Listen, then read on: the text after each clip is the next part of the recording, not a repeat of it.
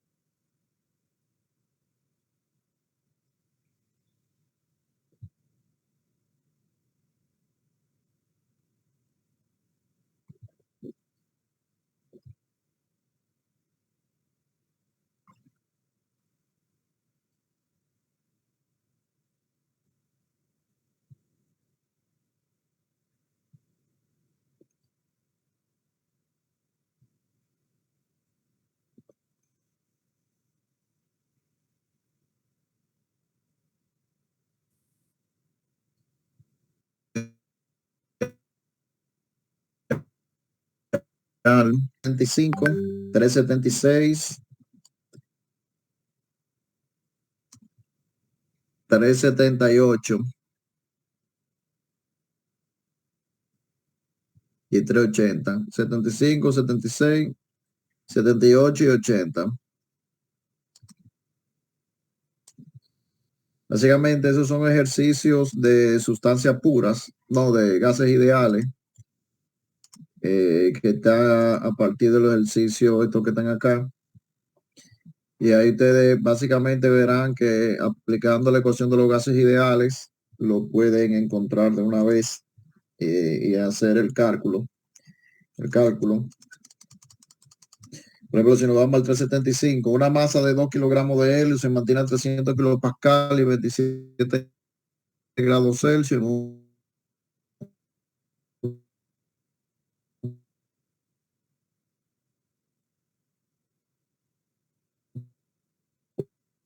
contenedor rígido. ¿Qué capacidad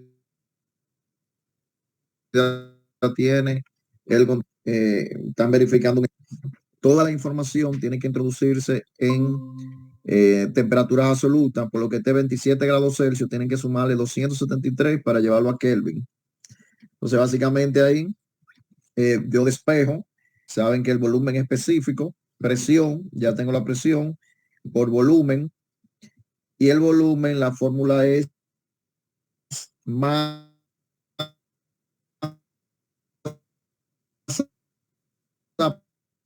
por volumen específico. Entonces ya tengo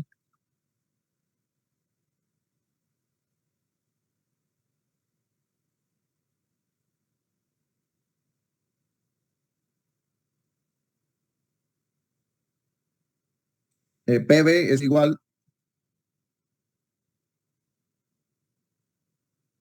a RT, busco la R del helio y tengo la temperatura, y básicamente ahí despejo volumen específico que ya calculé por los 2 kilogramos y automáticamente tengo el volumen a través de sustituir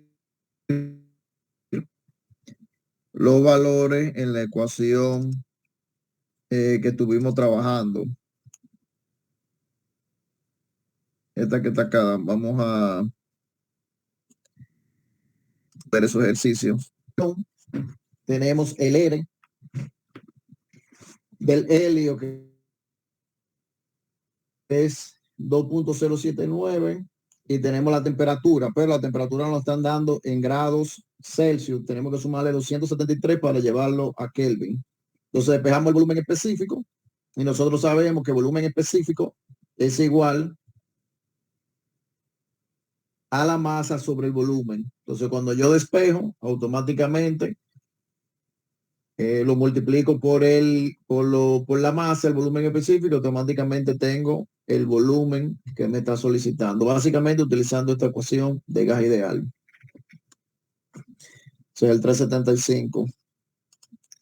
Entonces, para tarea, y lo vamos viendo la semana entera, 375, 376, 78 y 80. Esos 4 ejercicios para discutirlo el miércoles, en adición a los ejercicios de sustancia pura, si tienen algún comentario. También agréguense el 381. Vamos a verlo aquí. 3.75, 3.76, 3.78, 3.81. Y 3.80.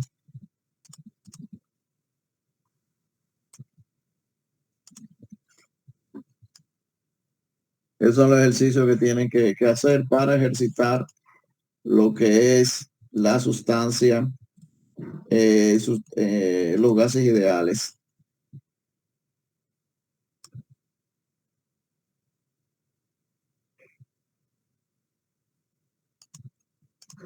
Y el miércoles quiero verlo ya para discutirlo, ver su ejercicio, y el lunes ya saben que es el examen parcial, ya el primer examen ya de medio término. Yo solamente, como habíamos hablado, doy 2 exámenes. Entonces el lunes que viene conversamos al respecto de ese examen. Déjame cerrar esto y abrir trabajo y calor.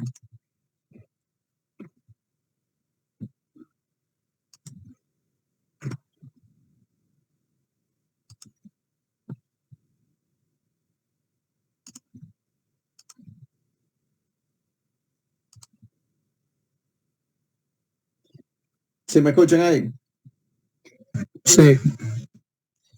Ok. Bueno, después que nosotros aprendimos, y ustedes van a ver lo importante que es buscar las propiedades y saber identificar las propiedades, cada vez que sucede un proceso o un cambio de estado de un sistema o algo, y ese algo se van a dar cuenta que es un intercambio de energía. Siempre va a haber, para que suceda un cambio de estado, necesariamente hay un cambio de energía, obligatoriamente. Y esos cambios de energía se dan o porque yo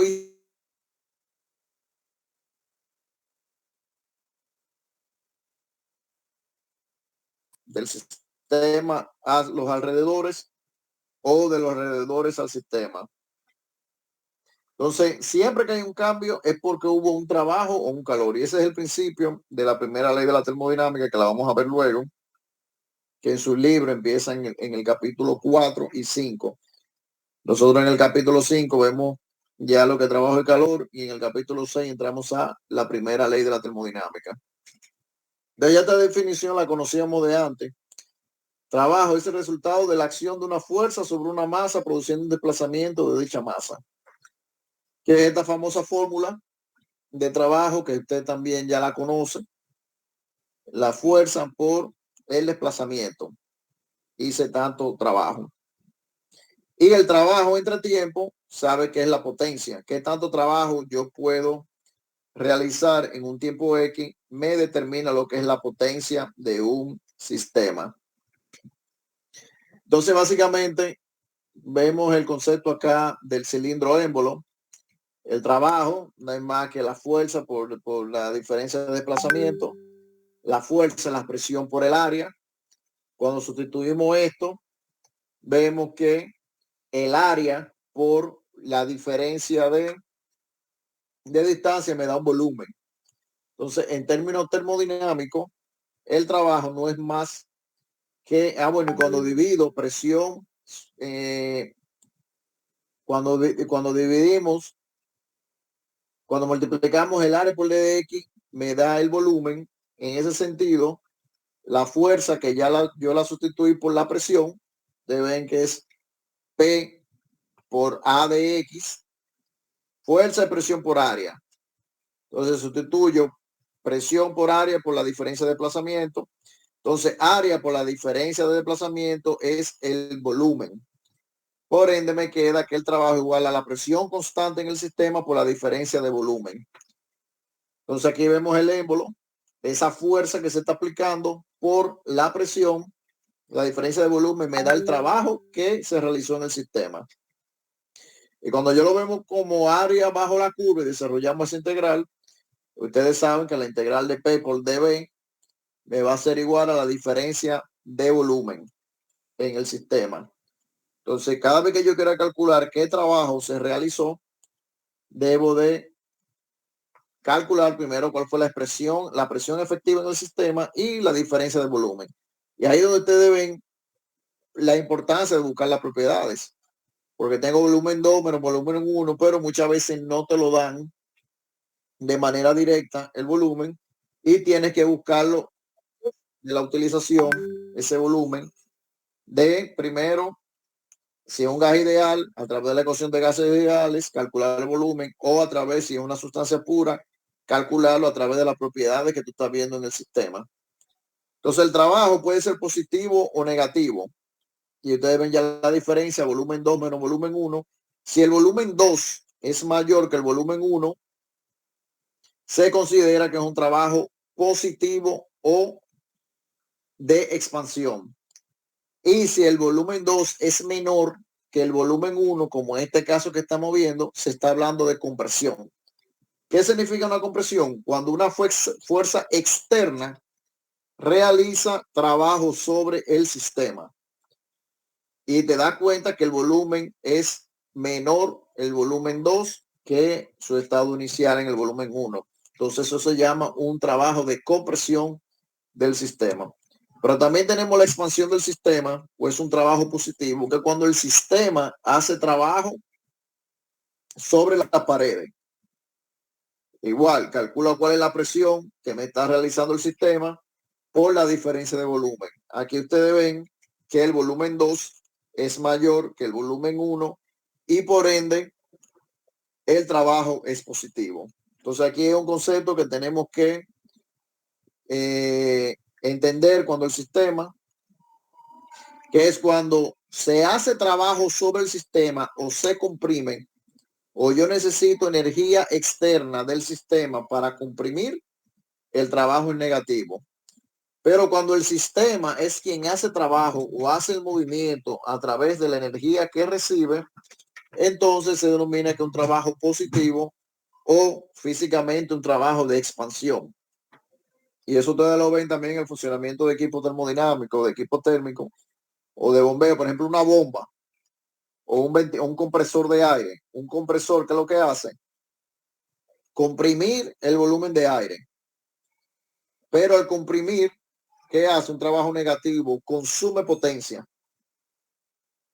A diferencia de una turbina que aprovecha la energía de los gases, pero mientras hace trabajo, la turbina expande el fluido y por ende se denomina que la turbina hace trabajo. Y por eso una turbina de generación eléctrica de vapor hace trabajo en el sistema porque se produce una expansión del fluido vapor cuando pasa por los álabes de la turbina.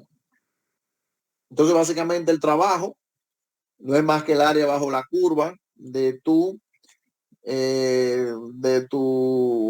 gráfico de presión por volumen. Aquí tengo una presión 1, una presión 2. Básicamente, cuando yo hago esta ecuación, el trabajo no es más que esta área bajo la curva, el trabajo realizado. Entonces, cuando hablamos del trabajo, normalmente también, indistintamente, también hablamos de potencia, que es una diferencia. Pero básicamente, potencia es el trabajo realizado por unidad de tiempo. Yo puedo realizar un trabajo, por ejemplo, de mover desde aquí 100 metros, mover una masa de 30 kilogramos. Entonces el trabajo es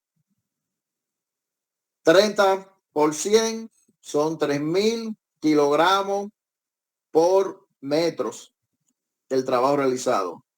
Ahora, ¿qué potencia? ¿Qué tan rápido yo hago ese trabajo? Es más potente quien me mueve esos 30 kilogramos sobre metro en un segundo versus el que me lo mueve en una hora. Básicamente es el concepto de trabajo y potencia. La potencia es el trabajo realizado por unidad de tiempo o flujo de trabajo. Ya eso tú lo habías visto en física.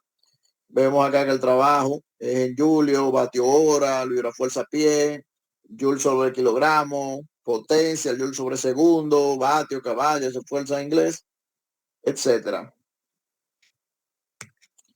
Y ya la definición de trabajo, ya lo hemos visto, es la interacción entre el sistema y los alrededores como producto del cambio de unas de sus propiedades, exceptuando la temperatura. En este caso siempre tiene que ver, o el paso fundamental es la presión y la diferencia de volumen, es lo que me marca a mí la cantidad de trabajo en el sistema. Entonces, básicamente, si yo estoy trabajando con una sustancia pura y me enfrento ante un émbolo donde tengo un volumen 1, tengo un volumen 2, yo a través de la búsqueda de las propiedades calculo cuál es el volumen, cuál es la presión promedio, por ejemplo, si es una presión constante o si es una presión que depende de una ecuación X, Y o Z. Ese básicamente es el trabajo, cómo se calcula el trabajo. Entonces, en gases ideales, esta es la ecuación sustituyendo. Ya sabemos que la presión por el volumen es igual a la masa por RT. Esa es la ecuación de gases ideales. Sabemos que trabajo es igual a la integral de la presión por la diferencia de volumen, pero que la presión es igual a MRT sobre V, un despejo. Cuando yo resuelvo esa integral, me queda que trabajo para gases ideales no es más que la masa por la constante de gas ideal por la temperatura por el logaritmo natural de B2 sobre B1. Básicamente es cuando yo desarrollo la integral de dB sobre B, que ya ustedes conocen. La integral de dB sobre B es logaritmo natural de B2 sobre B1. Entonces, básicamente, el trabajo cuando tratamos de gases ideales se calcula de esta manera, considerando esa ecuación que ya conocemos. Entonces, cuando es un proceso politrópico es aquel en que la presión por volumen al coeficiente politrópico, que es constante, el coeficiente politrópico te lo da el sistema, y normalmente es menor que 1 o mayor que 1. Si es igual que 1, normalmente se denomina un proceso termodinámico a temperatura constante o isotérmico. Pero básicamente es esta ecuación. Presión por volumen a la N, a ese coeficiente, se mantiene constante en el tiempo. Eso es cuando la presión y el volumen, ustedes van a ver que varían siempre considerando ese coeficiente, pero al elevarlo ese coeficiente, siempre me va a dar una constante. Y al igual, cuando desarrollamos esta ecuación, la ecuación básicamente sustituimos, ven ahí que trabajo de presión, ¿verdad? Por la integral de dB sobre B a la N, básicamente sustituyendo esto que está acá. Presión es igual a P1 sobre B1 a la N sobre B a la N, que es lo que tenemos acá. Desarrollamos esta integral y al desarrollar esta integral entendemos o nos da la solución que cuando se trata de un proceso de gas ideal politrópico, vamos a calcular el trabajo de forma de acuerdo a esta ecuación. Estas son ecuaciones que ya ustedes pueden tenerla y escribirla. Entonces, pues, básicamente es una de las fórmulas, saber de dónde sale, cómo sale, pero es algo que ustedes pueden tenerlo ahí para desarrollar su problema, al igual que la ecuación de estado de gas ideal, que es una fórmula que usted puede tener acceso y tenerla siempre presente y solamente verifica cuál es el sistema que yo tengo, cuál es la propiedad y no vale la pena, digamos, memorizarla así, sino que ya la tiene como referencia cuando se trata de un proceso politrópico. Entonces, ¿qué otra forma de trabajo hay? Por ejemplo, la tensión de un alambre, la tensión superficial en un fluido, trabajo por la intensidad de un campo magnético, el trabajo eléctrico, que básicamente es voltaje por la corriente eléctrica, pero que no ya salen fuera de acá. Entonces, básicamente hay una fórmula de cómo se calcula, pero realmente no vamos a entrar en ese detalle de cómo se calcula el trabajo en un alambre, sino básicamente lo que vimos anteriormente desde el punto de vista de termodinámica.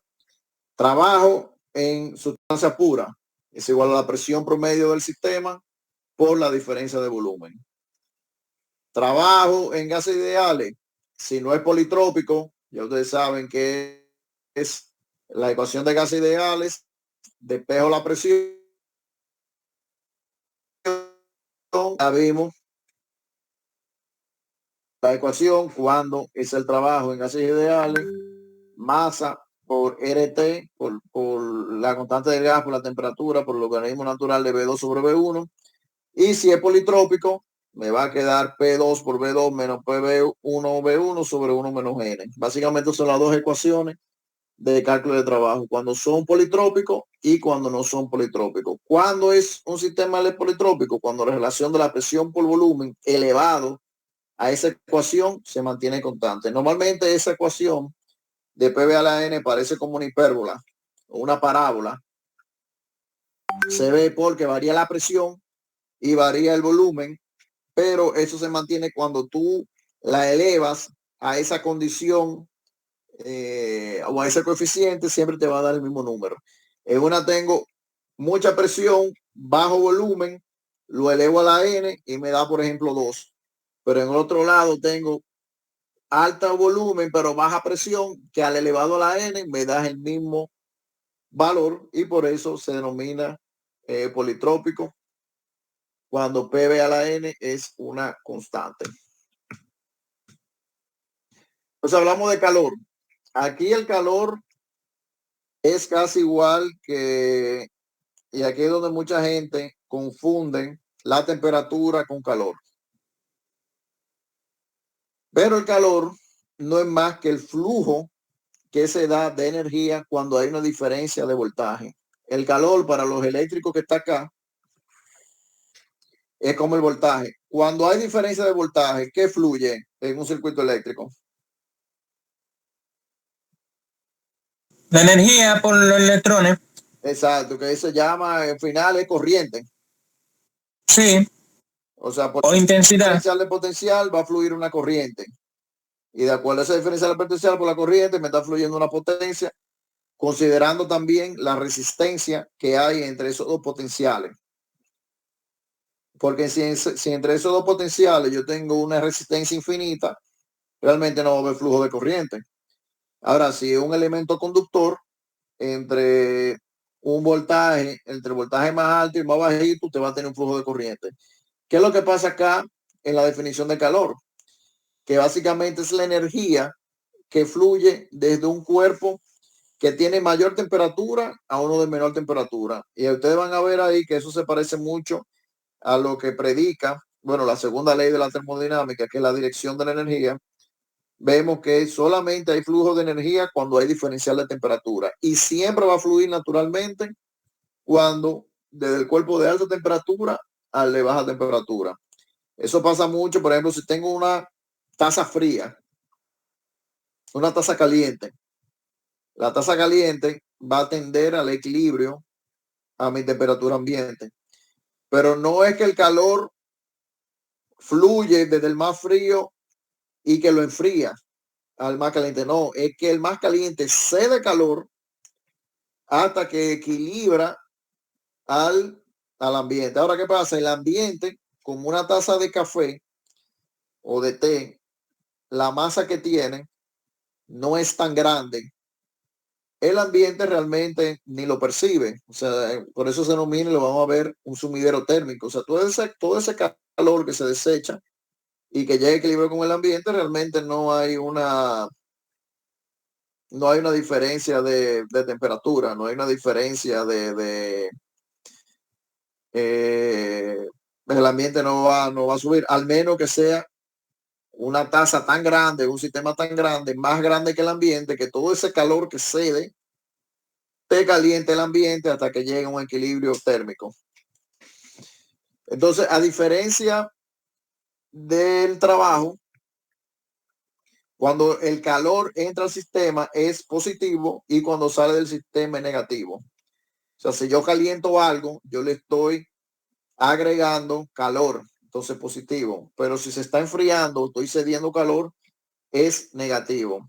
Y eso pasa, entonces ustedes ven que es inverso a cuando se hace trabajo. Cuando se hace trabajo y yo consumo trabajo, es un trabajo negativo. Y cuando el sistema hace trabajo, es positivo. O sea que la relación de trabajo y calor realmente son inversas y lo vamos a ver al final. Y si ustedes se fijan, son la misma idea, las mismas unidades. Calor, Joule sobre kilogramo, metro sobre masa. ¿Por qué? Porque son unidades de energía. Lo único que uno produce movimiento y el otro produce transferencia de calor. Pero al final es energía. Y la energía toda se mide de la misma manera. Ahora, ¿cómo funciona el calor y cuáles son los mecanismos de la transferencia de calor en un sistema? Básicamente son tres mecanismos de transferencia de calor, que básicamente son la conducción, convección y la radiación. Esas son las tres formas como el calor se transfiere de un punto a otro. Entonces vamos con la conducción.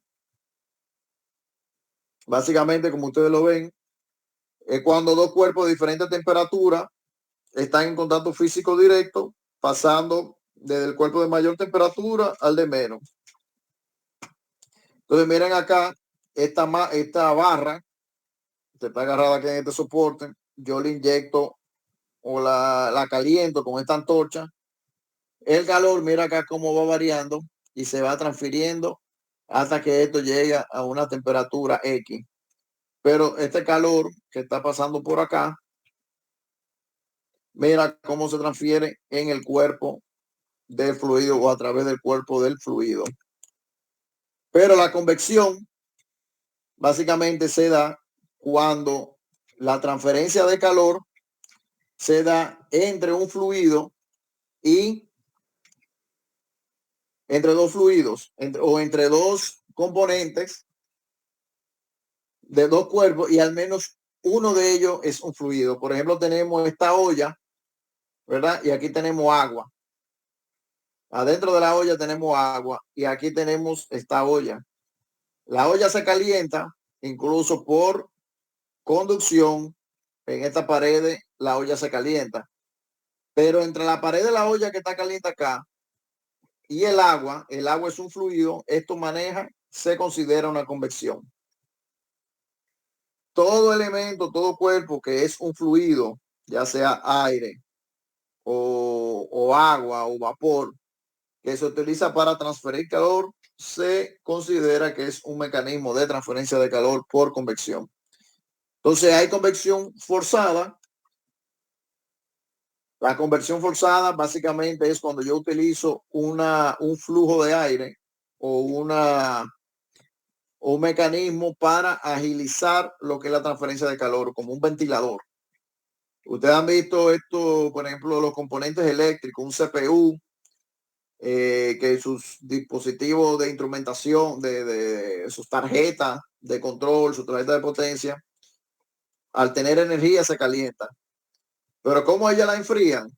Con un ventilador, y el ventilador entonces empuja aire de manera forzada para mejorar la velocidad y mejorar la masa de aire fría, por lo que se te va a enfriar más rápido. El radiador de un vehículo tiene los ventiladores para mejorar la transferencia de calor del aire de la calle para que te enfríe el agua que refiere al vehículo, entonces se denomina convección forzada.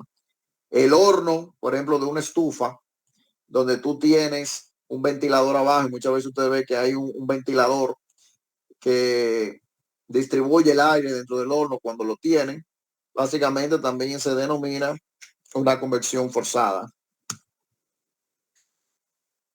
¿Sí? ¿Tiene una pregunta?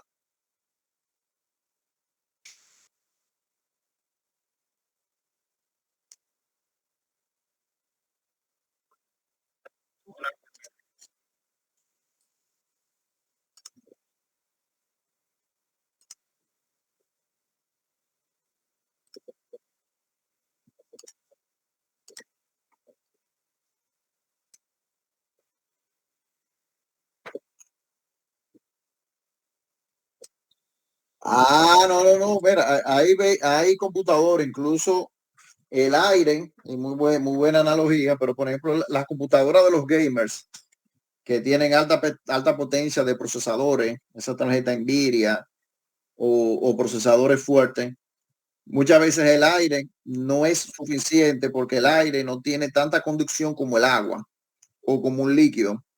Entonces, muchas veces para esas computadoras muy potentes se utiliza refrigeración por líquido, porque la potencia es tan grande de la tarjeta de procesamiento, del CPU y de todo eso que necesita un líquido.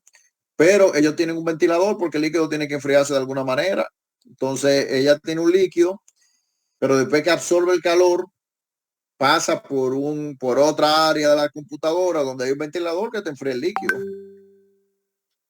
sea, siempre hay ventiladores en la computadora, ya sea para refrigerar el líquido del sistema. Ahora, si no necesita, muchas veces eso depende de la eficiencia de las tarjetas. Puede ser que tenga una alta generación de potencia, pero el consumo eléctrico es muy mínimo, que con convección natural puede enfriarse. De hecho, las Macintosh, yo no soy fanático de Apple, pero el esqueleto de las Apple son en aluminio. En aluminio es un excelente elemento de conducción y transferencia de calor, que es lo más probable. Ese chasis lo tienen integrado y se distribuye la temperatura y por ahí pudiesen, digamos, manejarlo. Pero siempre que hay líquido envuelto, necesariamente hay un ventilador para refrigerar ese líquido, porque tú tienes una potencia. Es un sistema cerrado que tú tienes de alguna manera, después que enfría, volverse a enfriar para que pase otra vez por la tarjeta y le enfríe nuevamente. Pero sí, tienes un punto ahí que con el tema de la computadora. Pero es más para el tema de alta potencia, esas máquinas de gamers.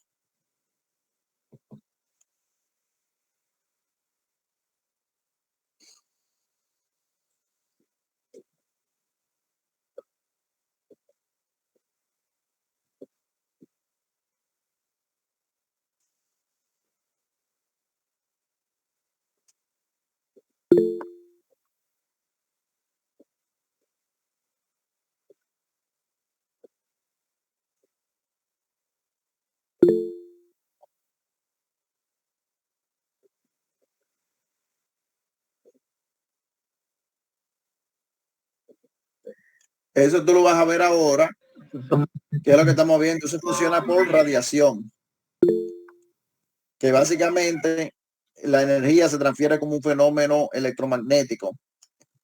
Entonces, básicamente eso es como la energía del sol. Tú tienes la energía del sol, tú pones ahora mismo cualquier elemento, lo pones a la luz del sol. ¿Y por qué se calienta? Básicamente por la energía electromagnética que emite el sol, que es energía que cuando lo absorbe el cuerpo incrementa la temperatura. Ese elemento que tú tienes, que tú lo pones en una hornilla, arriba ponen un caldero y se se calienta el caldero, básicamente es una emisión de radiación que lo calienta. Y el vidrio, básicamente los vidrios funcionan como los vidrios son translúcidos, deja pasar esa energía y ya es una propiedad del vidrio. Por eso tú un carro que no está ahumado, que no tiene un elemento de reflejo de calor, tú sientes el mismo calor igualito. Y es básicamente esa radiación que te llega y te incrementa la temperatura. Y poniendo un ejemplo mucho más básico, tú vas, perdonen el ejemplo, pero tú vas a un picapollo chino o a cualquier elemento de calentamiento, las vitrinas de calentamiento, ¿cómo es que calientan? Esas vitrinas donde venden picapollo, comida, básicamente un bombillo o varios bombillos. Una bombilla incandescente. Una bombilla incandescente que son un elemento de muy alta radiación, que si yo cuánto, 120 vatios, son muy ineficientes, pero genera una gran cantidad de calor por radiación, que es este mecanismo que está viendo acá. O sea, esa radiación que emite calor, que es muy similar al comportamiento del sol. O sea, el sol, tú pones un caldero o un elemento metálico ahí a la luz del sol y tú le das 1 o 2 horas y te mira como te incrementa 50, 60 grados fácilmente. Incluso hay gente que cocina acumulando la energía solar con concentración solar y tiene muchísima energía. De hecho, hay elementos como concentradores solares que se denominan, que funcionan como una lupa, que todo ese calor que se penetra por el área convexa se reúne o se agrupa en un solo punto y toda esa energía en esa área superficial va a un solo punto y es una energía fortísima, que como funciona un láser. Un láser es básicamente una acumulación de mucha energía luminosa o lumínica en un solo punto, que al concentrar toda esa energía produce un alto calentamiento del sistema. Entonces todo eso es producto de la radiación. Y aquí vamos a un concepto interesante que es importante que lo tengamos en cuenta, que es lo que es el calor sensible y lo que es calor latente, que lo vamos a ver con la gráfica de la sustancia pura. Calor sensible es todo calor que me agrega un incremento de cambio de temperatura en el fluido. Entonces, cada vez que yo agrego calor o energía que me incrementa la temperatura, estamos hablando de calor sensible. Y eso tú lo calculas con una ecuación que vamos a ver luego también por el diferencial de temperatura, o lo puedes buscar también en la tabla. Pero también tenemos el calor latente, que todo el calor que sucede a temperatura constante. Entonces ustedes van a ver una fórmula de calor en la próxima clase, cuando yo utilizo calor específico, que el calor transferido en un sistema es igual a la masa por el calor específico por la diferencia de temperatura. Entonces, si yo utilizo esa ecuación aquí, me da bien porque hubo una diferencia de temperatura. Pero si yo la hago en esta región de calor latente, me va a dar igual a 0. Entonces, eso es falso, que el calor sea igual a 0, pero sabemos que los cambios de fase se hace a temperatura constante, pero no quiere decir que no esté tomando energía. Entonces, ¿qué es lo que es el calor latente? Y ese es el famoso, cuando ustedes ven y calculan la energía, ustedes se van a dar cuenta que también calor de energía del sistema a la U o a la H, dependiendo de qué sistema tú estés hablando. Entonces, básicamente, ustedes han visto que en su tabla tiene HFG, o sea, la variación de entalpía desde líquido saturado a vapor saturado, esa resta.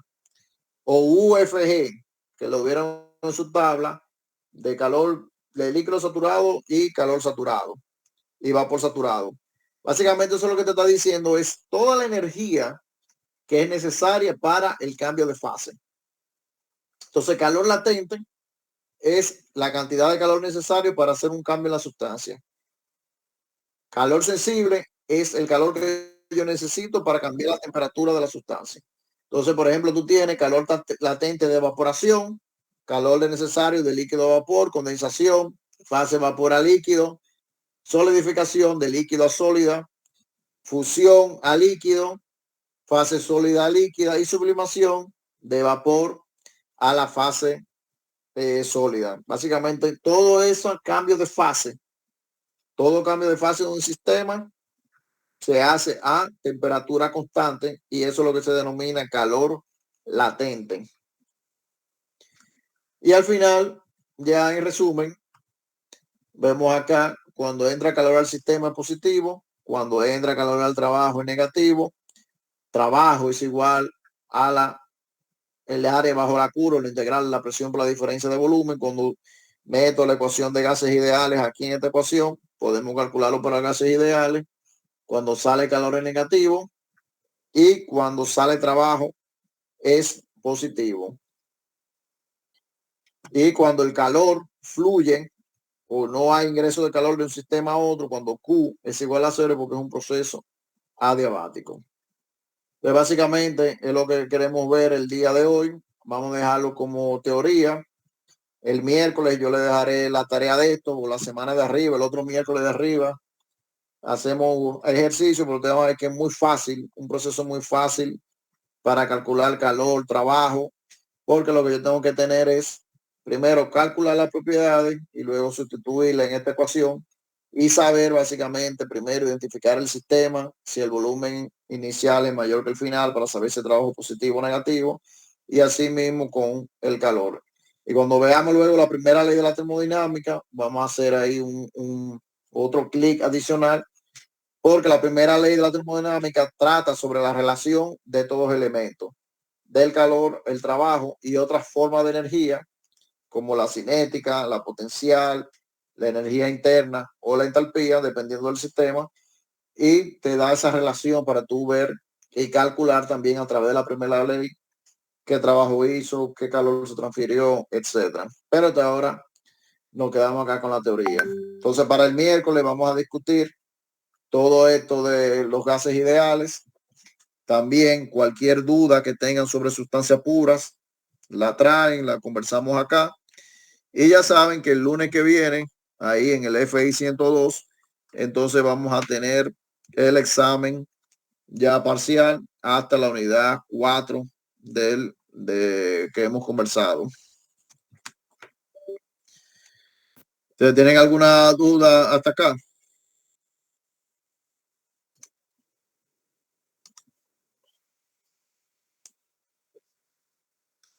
Desde lo que vimos desde lo que vimos al principio hasta los gases ideales, los temas que vimos la semana pasada y para lo cual dejé ya los ejercicios para que ustedes practiquen y el miércoles resolvamos cualquier duda. Pero todo lo que es gases ideales, sustancia pura, propiedades, es lo que iría para el primer parcial, además de toda la teoría. Si ustedes ven, todo está relacionado uno con otro. El que sabe manejar gases ideales, sustancia pura, maneja lo que presión, maneja lo que tabla, maneja lo que concepto, sistema, abierto, cerrado. Todo eso lo vamos a ver en el examen. Entendido. Entendido, bien, maestro. Entonces el lunes allá. El lunes allá en el examen, sí.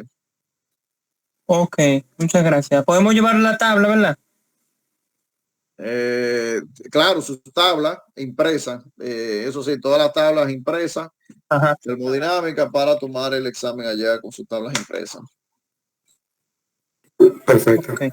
En el mismo aula, maestro, ¿verdad? En el FI 102, donde fuimos aquella vez. Ok, está bien. Bueno, muchas gracias. Gracias, maestro. Maestro, sí, dígame. Mi nombre es Noemí Pérez. Yo le escribí un mensaje para que por favor cuando usted tenga la disponibilidad me responda. Se lo agradezco. Okay, verifico. Gracias. Ok, muchas gracias a todos.